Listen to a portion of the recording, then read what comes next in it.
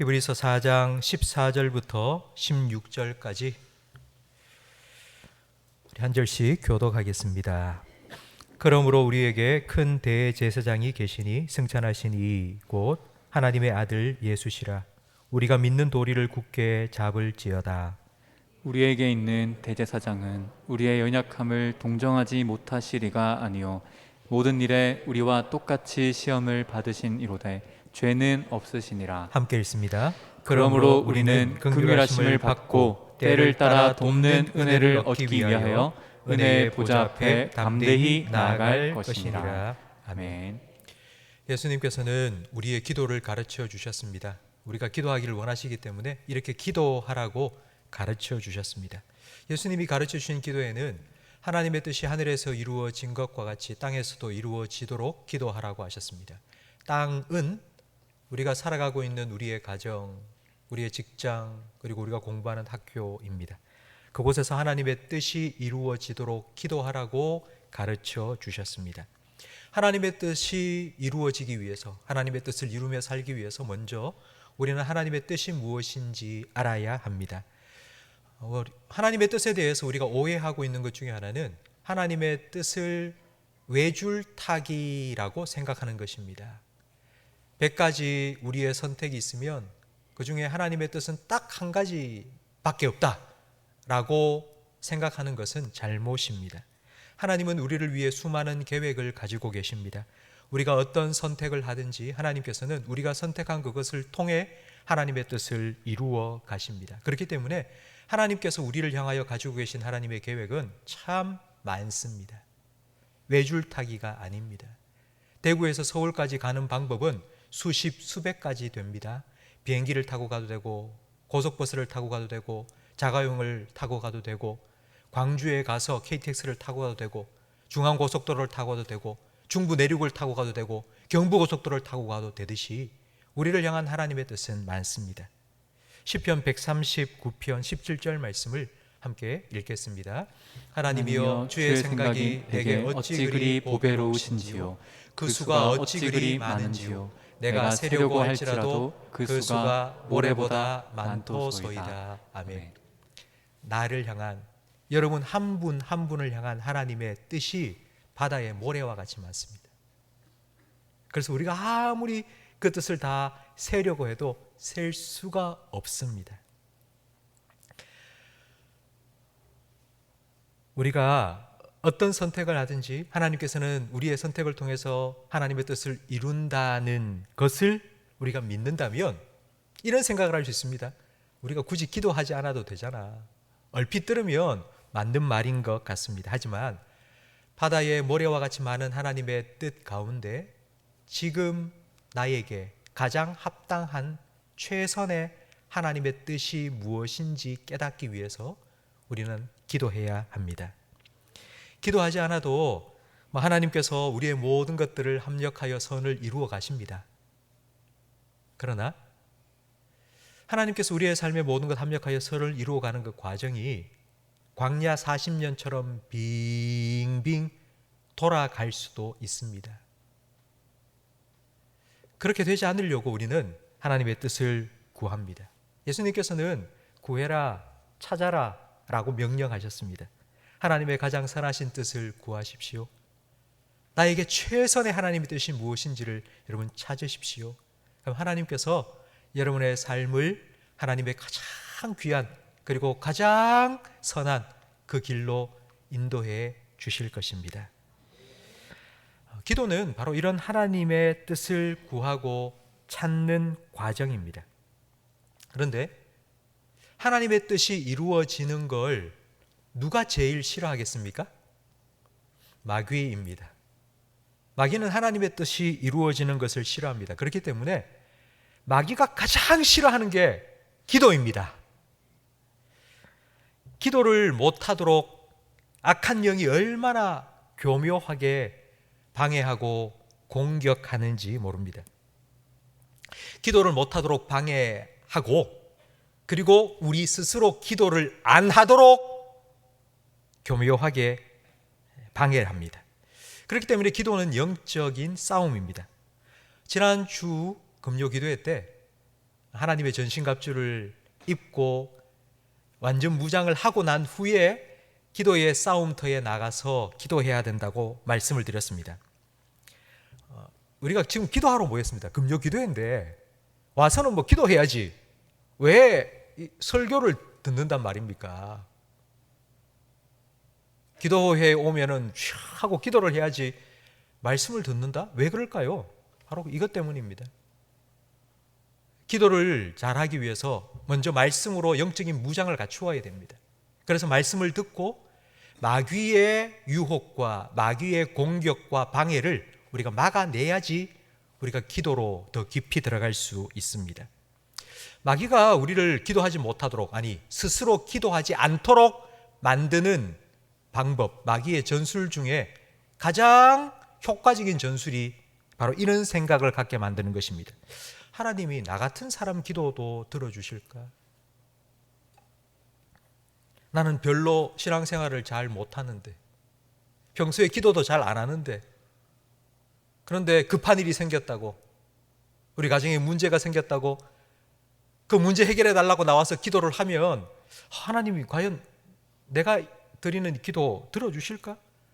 아니, 벼르기도 낯짝이 있지. 평소에 기도 안 하다가 염치도 없이 와서 기도하면 과연 하나님이 내 기도 응답해 주실까?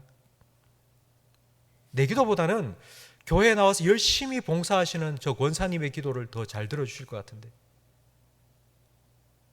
기도를 한 번 하면 뭐 30분, 1시간 기도하시는 기도대장 우리 장로님, 저 장로님의 기도를 더 잘 들어주실 것 같은데, 아유, 나 같은 사람 기도 과연 하나님 들어주실까?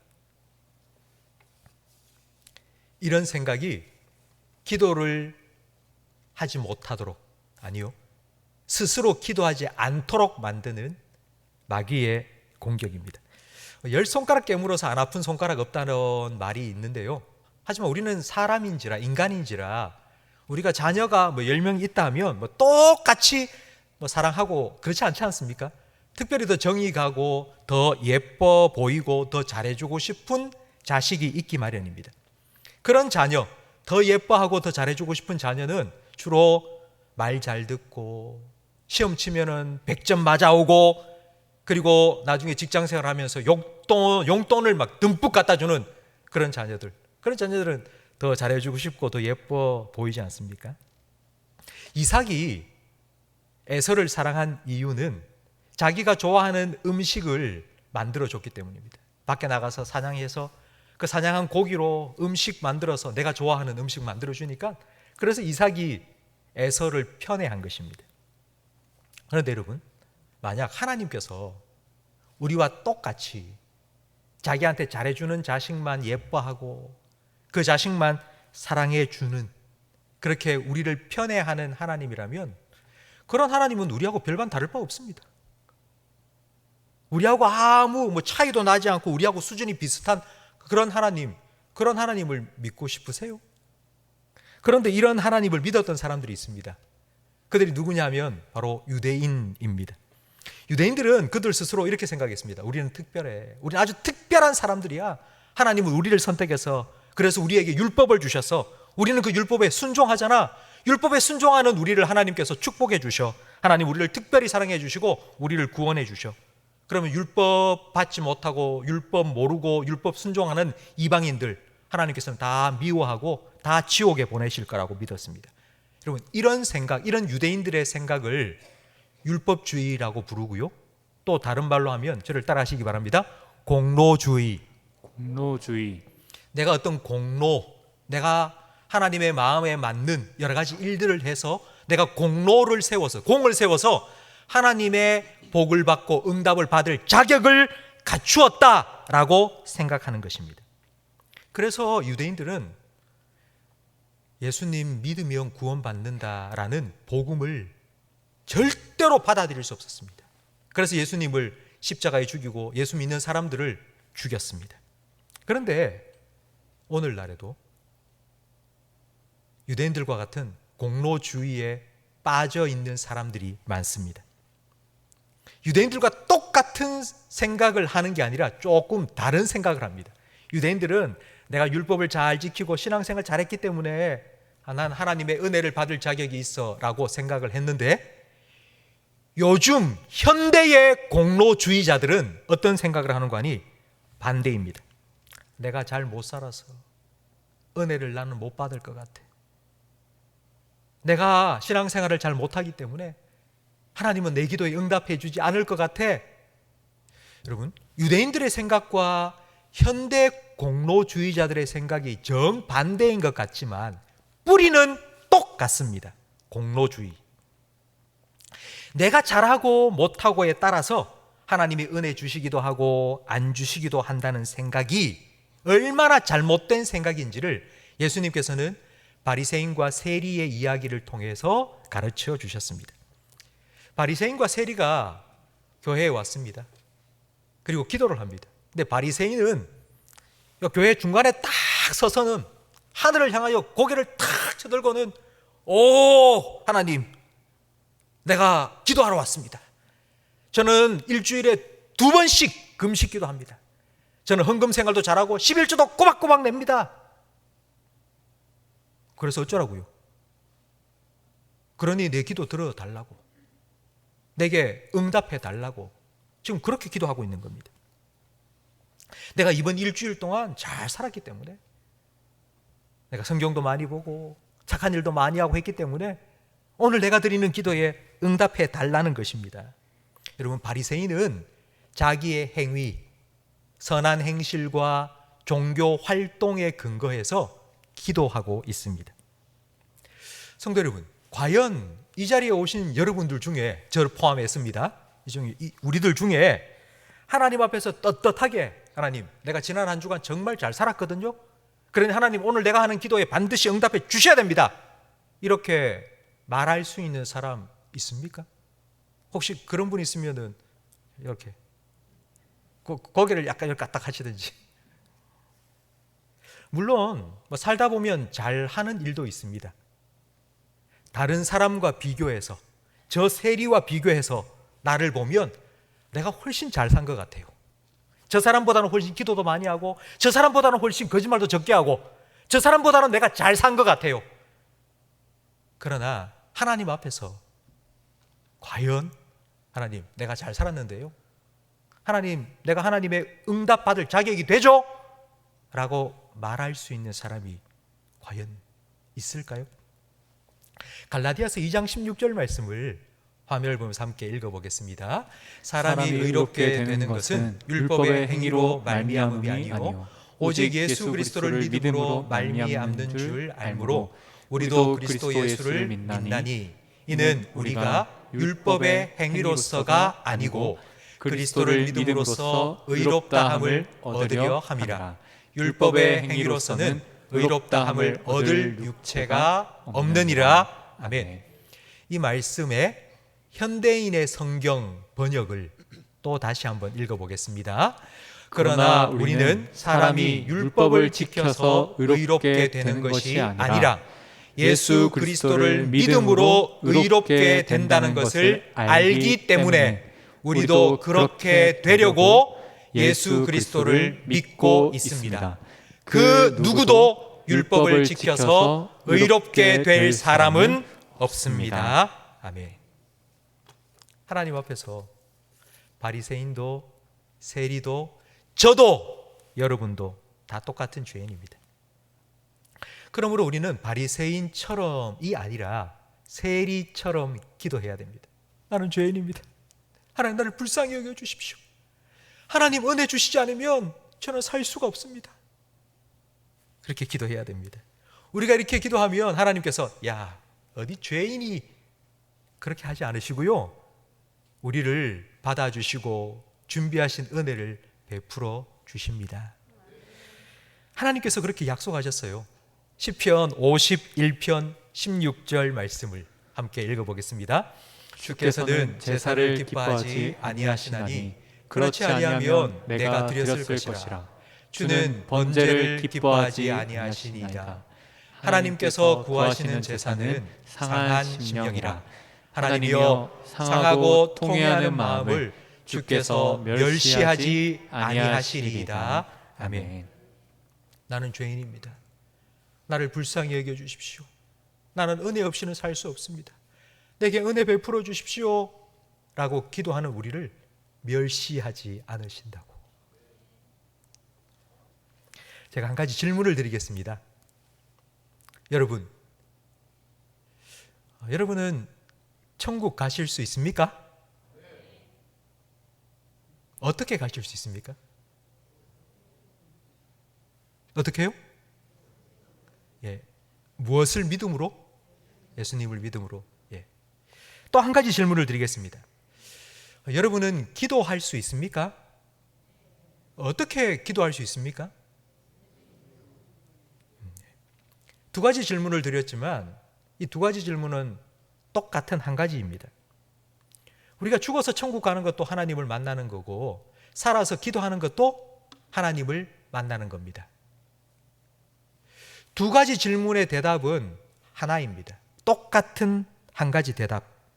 우리는 예수님 믿고 천국 갈 수 있고요.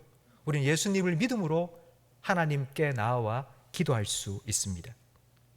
내가 길이다. 나를 통해서 하나님께로 갈 수 있다.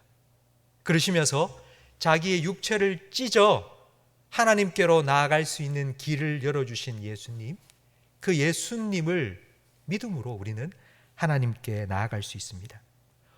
성도 여러분, 오늘 이 시간이, 오늘 이 자리가, 여러분 지금 기도하러 나온 바로 그 자리가 하나님 만나고 하나님의 은혜를 듬뿍 받고 누리는 복된 시간과 자리가 되기를 주님의 이름으로 축복합니다.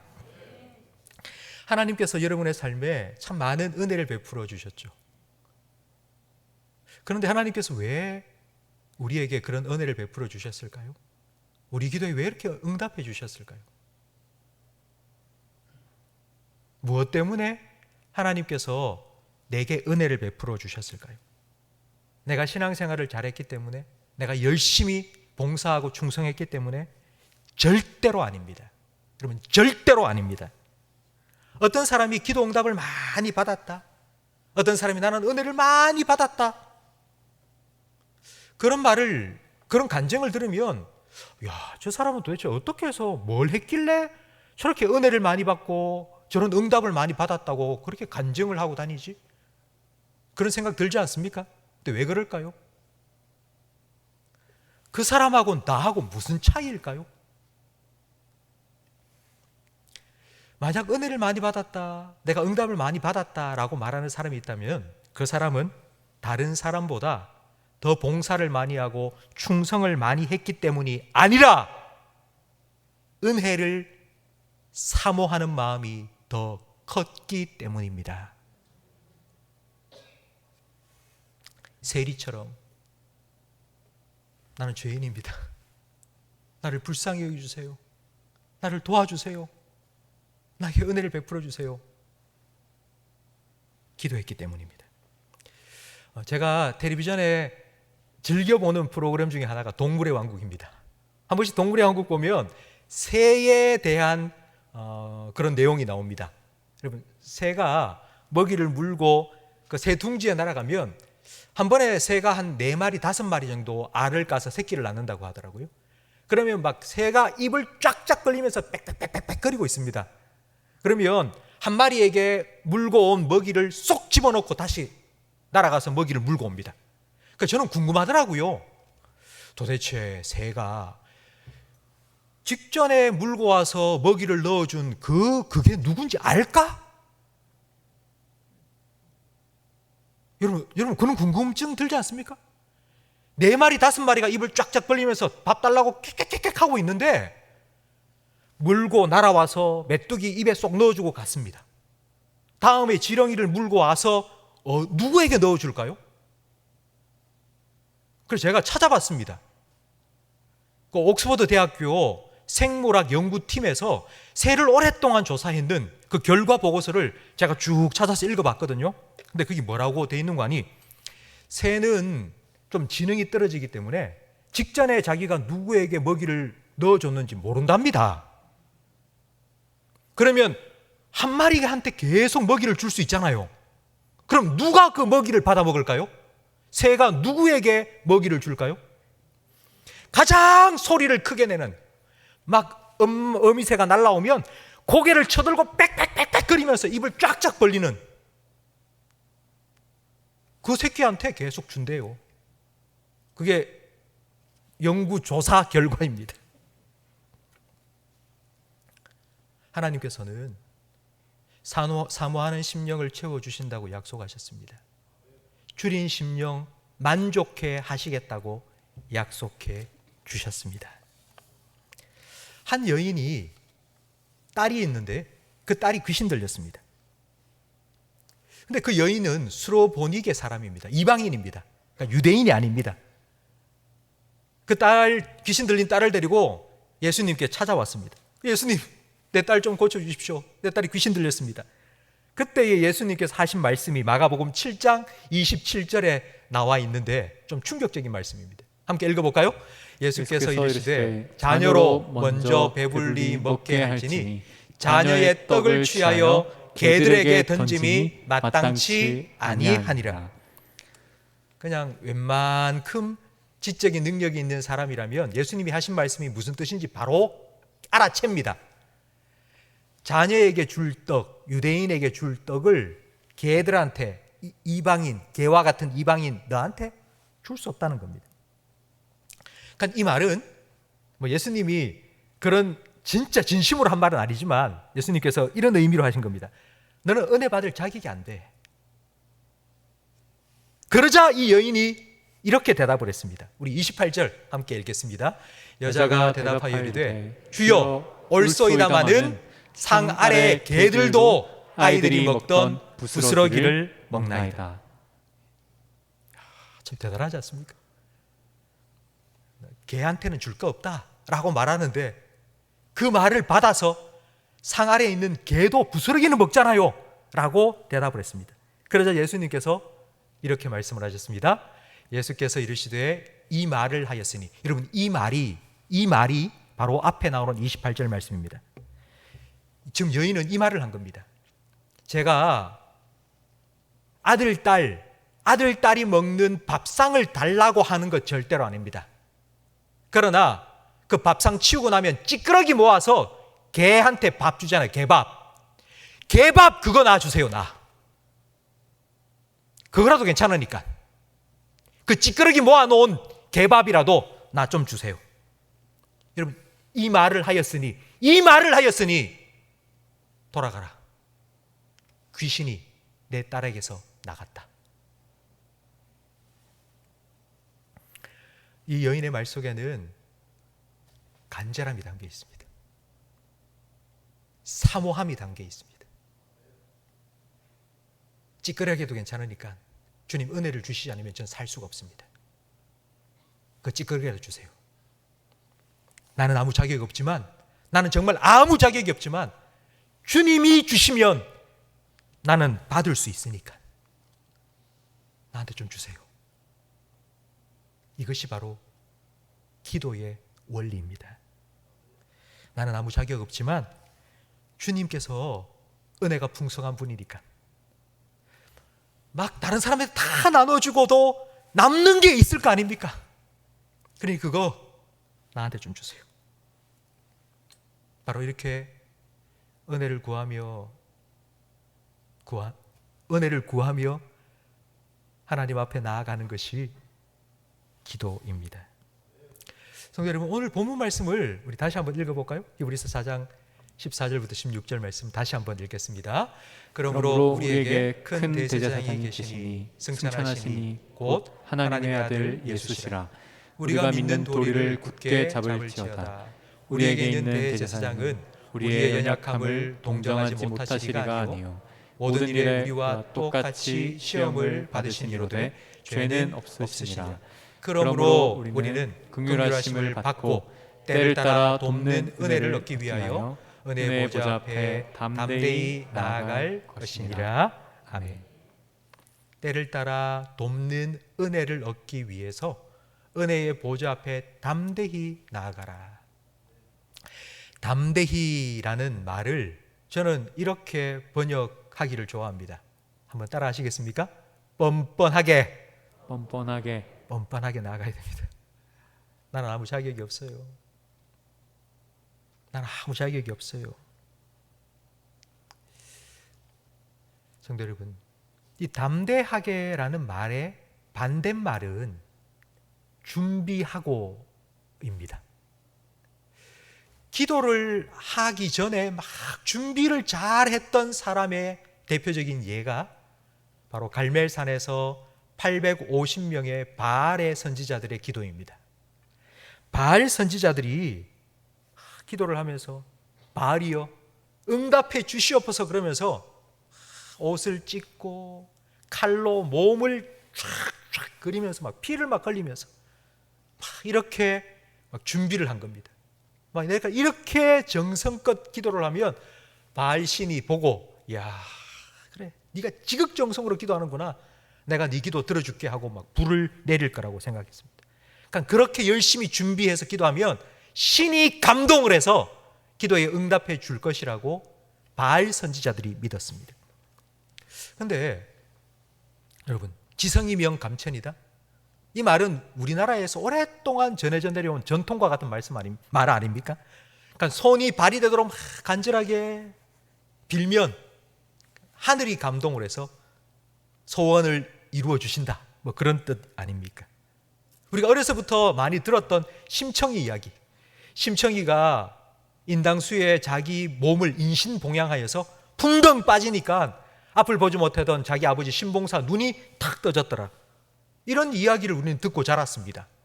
그래서 우리는 지극정성으로 열심을 다해서 최선을 다해서 그렇게 기도해야지 응답 받는다고 우리는 은연중에 그런 생각을 가지고 삽니다.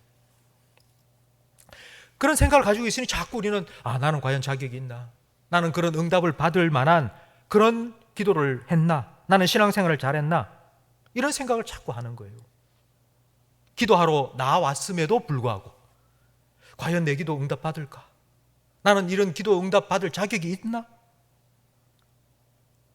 생각해보니 난 그렇게 못 산 것 같은데, 그런데 지금 당장 응답 받아야 될 기도 제목은 있고, 하나님 내 응답해 주셔야 됩니다, 지금까지 잘한 건 없는데 지금 응답은 받아야 되겠고, 그래서 나중에 응답을 해 주시면 내가 나중에 반드시 잘할게요 라고 약속을 합니다. 그런 기도를 무슨 기도라고 하죠? 서원 기도라고, 보통 서원 기도라고 말합니다. 지금까지 잘한 건 없고, 그런데 지금 응답은 받아야 되겠고, 그러니 후불제로 먼저 하나님 해주시면 내가 나중에 내가 하겠습니다 라고, 바로 후불제 공로주의가 바로 서원 기도입니다. 얼마 전 소천하신 이어령 교수 이야기는 아마 여러분 들어서 아실 겁니다. 이어령 교수의 딸이 이민아 목사님이라고 미국 하와이에서 살았습니다. 그런데 딸한테 연락이 왔습니다. 아빠, 앞이 안 보여요. 병원에 갔더니만 망막분리증이라고 하네요. 이건 약도 없고 수술도 할 수 없다고 합니다. 아빠, 저를 위해서 좀 기도해 주세요. 그때 이어령 교수는 하나님을 믿지 않았을 때입니다. 할 게 아무것도 없다니 내가 기도할게, 네가 믿는 하나님께 내가 기도할게 라고 말하고는 하나님 제발 살려달라고 기도했습니다. 보게 해달라고 기도했습니다. 그리고 이민아 씨가 빨리빨리 수속을 밟아서 이제 한국에 시력 검사하고 수술을 받을 수 있는지 한국으로 왔습니다. 그래서 이어령 교수가 자기 딸을 데리고 대학병원에 갔습니다. 가서 검사를 해보니 그 의사가 하는 말이 괜찮다는 겁니다. 원래 망막분리증이 생기면 그게 회복이 될 가능성은 전혀 없고, 만약 되었다 하더라도 분리되었던 그런 자국이 남아있는데 분리된 자국도 없고 완전히 깨끗하게 나왔다는 거예요. 그래서 이어령 교수는 깜짝 놀란 겁니다. 아니, 이런 일이 있을 수 있습니까? 라고 물었더니만 그 의사가 하는 말이 아마 그 미국의 의사들이 오진한 것 같습니다 라고 말했습니다. 그 말을 듣기 전까지는 정말 하나님이 살아계시는구나, 하나님이 정말 응답하셨구나, 자기는 그렇게 기도한 겁니다. 하나님, 내 딸 볼 수만 있게 해준다면 내 남은 삶을 하나님께 드리겠습니다. 이렇게 기도를 했거든요. 그래서 자기는 정말 하나님께서 자기 기도에 응답을 해주셨다고 믿은 거예요. 그 의사의 말을 듣기 전까지는. 근데 의사가 오진이었을 수 있다는 말을 딱 하는 순간 갑자기 자기가 하나님께 했던 그 기도가 생각나면서 마음에 부담이 팍 되었습니다. 그리고는 이거 하나님이 고쳐주신 게 아닐 수도 있겠다. 이건 뭐 오진해서 원래 괜찮았던 건데 잠깐 그런 건데 내가 뭐 내 인생을 하나님께 드릴 필요가 있겠나? 내 기도도 뭐 취소해도 안 되겠나? 그런 생각이 들더랍니다. 그러면서 그 이어령 교수가 이렇게 말했습니다. 이런 기도가 오히려 하나님과 자기와의 사이를 더 멀어지게 만들었다고. 하나님을 부담스러운, 뭔가 하나님 앞에서 내가 계속 잘못하고 있는 것 같은 그런 마음을 계속 갖게 만들었다는 것입니다. 여러분, 하나님과는 거래하지 마시고 기도하세요. 하나님 이렇게 해주면 이렇게 하겠습니다 하지 말고, 하나님 나는 아무 자격이 없어요, 그러니 하나님 내게 은혜 좀 베풀어 주세요 라고 기도하시면 돼요. 응답을 받아내기 위해서 뭔가 조건을 걸고 내가 뭘 하겠다고 그래 할 필요가 없습니다. 오늘 우리에게 주신 말씀, 히브리서 4장 16절 말씀처럼 담대하게 은혜의 보좌 앞에 나아가서 때를 따라 돕는 은혜를 구하라고요. 그러면 하나님께서 우리에게 풍족한 은혜를 베풀어 주실 것입니다. 하나님께서 은혜를 주시면요, 그 다음 자원하는 마음으로, 감사하는 마음으로 하나님께 여러분 드리셔도 되고 안 드리셔도 되고, 그거는 그 다음에 여러분 알아서 하시면 됩니다. 성도 여러분, 히브리서 4장 말씀을 통해서 오늘 우리는 기도의 가장 중요한 원리를 배웠습니다. 기도는 나의 자격에 근거해서 할 수 있는 게 아닙니다. 기도는 하나님의 은혜에 근거해서 해야 합니다. 하나님은 우리를 기도의 자리로 나아라고 부르고 계십니다. 담대히 좀 나와라. 뻔뻔하다고 여겨질지라도 좀 나와라. 지금 하나님께서 히브리서 4장 16절 말씀을 좀 쉽게 말하면 이렇게, 하나님께서 엄지손가락을 탁 펴시고는 은혜가 필요한 사람 여기 붙어라. 하나님께서 지금 이렇게 말씀하시는 거예요. 누구라도 오라고, 그냥 여기 와서 그냥 붙잡으라고, 나오라고. 아무것도 없이, 값도 없이, 돈이 없어도 괜찮으니까 와서 값 없이 사라고, 받으라고, 누리라고 하나님께서 우리를 부르고 초대하고 계십니다. 성도 여러분, 바리새인처럼 뻔뻔하게 말고 세리처럼 뻔뻔하게 하나님 앞에 나아가시기 바랍니다.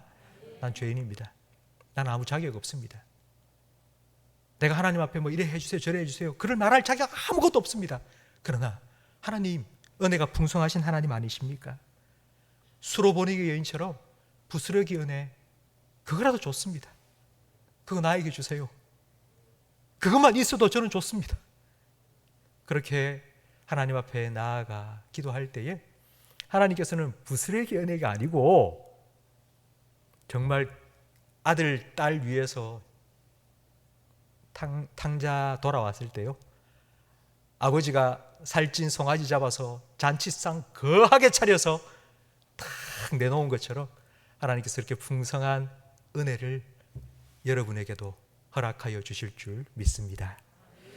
성도 여러분, 오늘 이 저녁 기도의 시간, 이 기도의 자리가 그런 은혜가 풍성한 하나님 만나고 하나님이 여러분을 위해서 예배 놓으신 그 풍성한 은혜를 받고 그 은혜를 누리는 복된 시간이 되기를 주님의 이름으로 축복합니다.